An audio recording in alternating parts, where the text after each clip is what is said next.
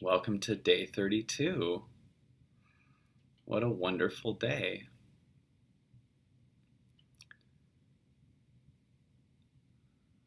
I'm waiting to see what it wants to talk about, but really I'm looking for it, right? So it can't come through. So I'm trying to find it. I'm trying to find what it wants to say, but how can it say it if I'm looking for it? We're always trying to look for our breakthrough. So many people are like, I can't have a breakthrough. You can't orchestrate your own breakthrough, because the part of you that wants the breakthrough is going to be going for the breakthrough. It's going to die. So a breakthrough really is death to who you think you are. So we're incapable of orchestrating our own breakthrough or creating our own, you know, other side, because we're the one trying to do it. And so if I'm trying to come up with content, to come up with the right thing to say, first of all, what does right imply? There's a right or wrong way to say it, meaning I'll say the right thing so you'll like me more. So really, if you're trying to find content, you're just trying to get something. And you're only trying to get because you're saying you're in lack. And when you're saying you're in lack, your body goes into fight or flight versus giving you the content. So I'm not searching for the content now. I guess the content was what I just discovered as I told you it. Almost everything I'm saying, I'm discovering as I'm saying it. That's why it's really exciting to me. That's why I deliver it excited. That's why I'm passionate about it, because I'm also realizing it for the first time too. I'm not just repeating something. You can tell when someone's just repeating something because they're not excited about it. They're just like, and it turns out that well, they've already heard it, they've absorbed it, they've felt it, and most of that content they learned externally anyway too. And but when you're saying what the cutting edge of the most current exciting thing that you're realizing, it's really exciting. So you deliver it well. So people say to me sometimes, wow, you speak so passionately. It's like, no, I'm discovering this stuff too, because there's no way I could be the one saying it. I just start and keep going, and eventually I slowly move out of the way of myself, and it just starts to come through however it wants to. But you start somewhat egoic. You can't help it. So sometimes you'll be like, I'm going to try to not have any ego. You can't do that. You can't orchestrate your own breakthrough. If you just feel ego, just still start. Just start it screwed up. Let it start, because if you're trying to get out of something, that's more ego. What ego does is it just says, I want whatever I can't have. I want whatever. It'll look for any gap and go, okay, where can I get something later? That's what ego does. It just goes, how do I get something later? You could be in the perfect situation, and if you're not in a place of appreciation for where you currently are, your ego is there to constantly go, what's wrong with this?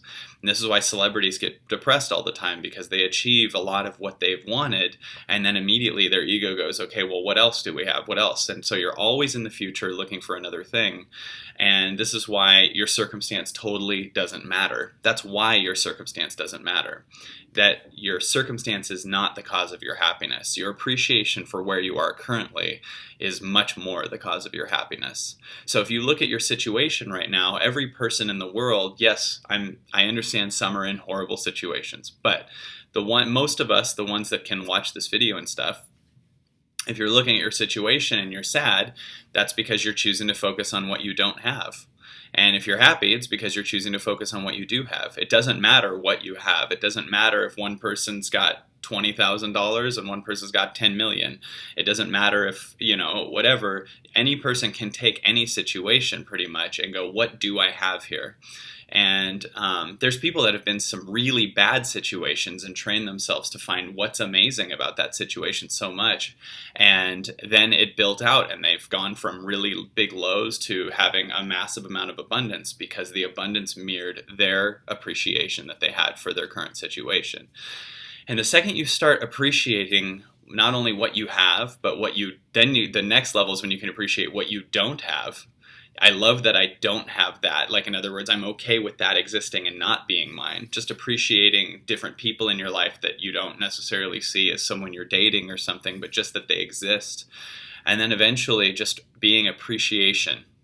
Because appreciating is still, in a way, a thing that you can do to start getting somewhere. But eventually, after you have breakthrough after breakthrough and you go through the death of all these stories that you're not, eventually you just become appreciation.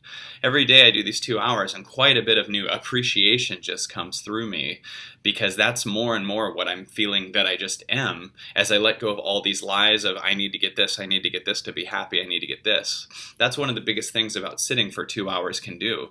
You start off and you hear your voice constantly saying, I need this, I need this, I need this. And you just sit there and go, who's talking? That's not me. And then it leaves, and you're suddenly sitting there with appreciation. It's amazing. So as you realize that you just are appreciation, you start just seeing the beauty in everything, not just things you own, not just things that you think you have. But, the worst situation is just to find, no matter what you have, what you don't have, and think that you're in lack. And think that you're in a place of lack. So it's very often you can get to a certain situation and go, yeah, but I don't have this and I don't have this. And this is what makes these sometimes biggest achievers ever, these people that need to have more money, more money, more money, more money, and just, they're never content, they're never satisfied.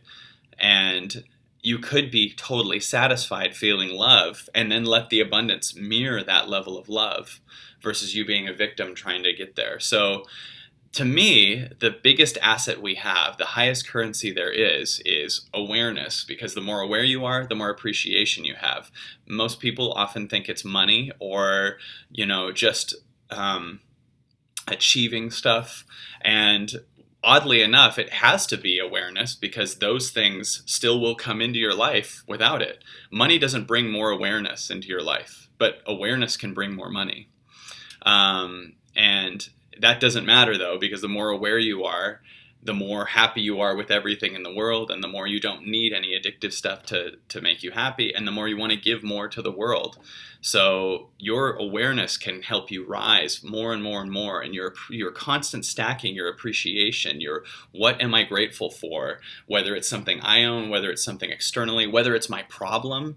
You can get appreciative for your problems. Go, thank God I'm in this situation right now, because I'm going to learn a whole new thing about myself. Then you start stacking appreciation. You start getting to a place of just absolute love.